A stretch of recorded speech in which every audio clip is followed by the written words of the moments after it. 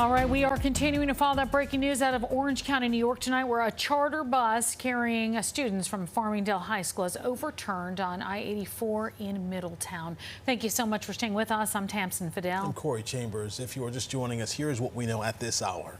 The passengers on the bus were mostly Farmingdale High School students who are members of the school band. They were headed to a band camp in Pennsylvania.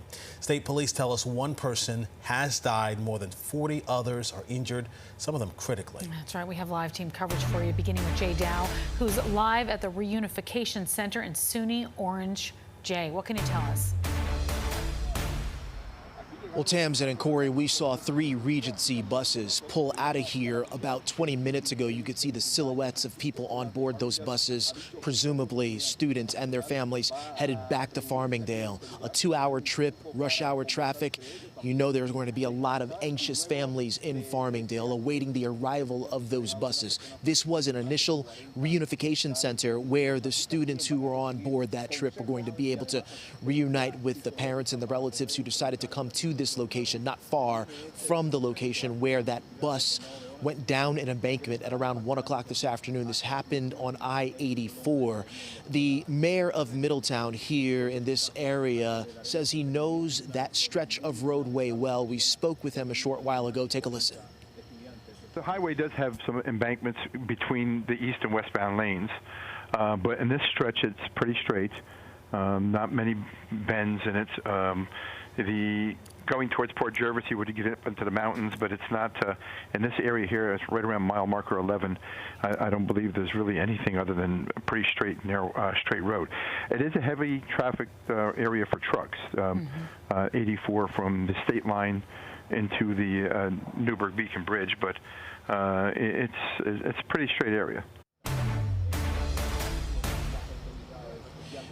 The mayor of Middletown offering his observations, but obviously we will want to know the details of exactly what happened in those moments before that bus went off the road. Within the next half an hour, a news conference scheduled at the State Police Barracks where we will hopefully get an update not just on the circumstances that led to this bus crash, but also an update on the condition of the dozens of people who were injured. Of course, we have one person who lost their life, no ID yet on that person.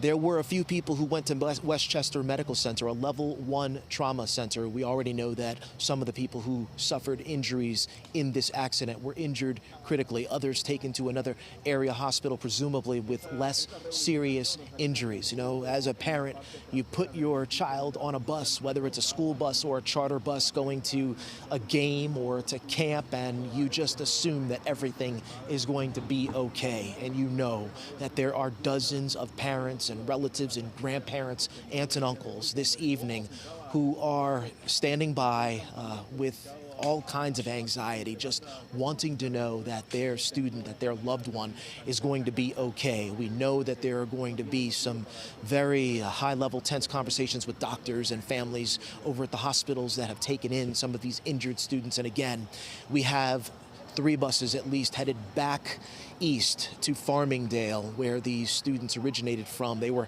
headed to a band camp.